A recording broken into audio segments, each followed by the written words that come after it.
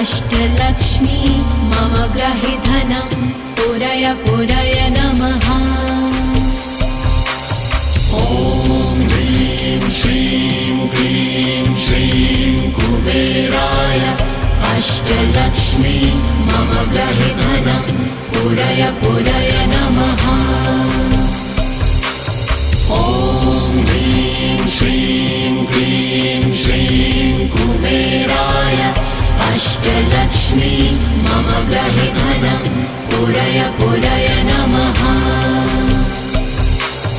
ॐ ह्रीं श्रीं क्लीं श्रीं कुबेराय अष्टलक्ष्मी मम ग्रहे धनं पुरय पुरय नमः।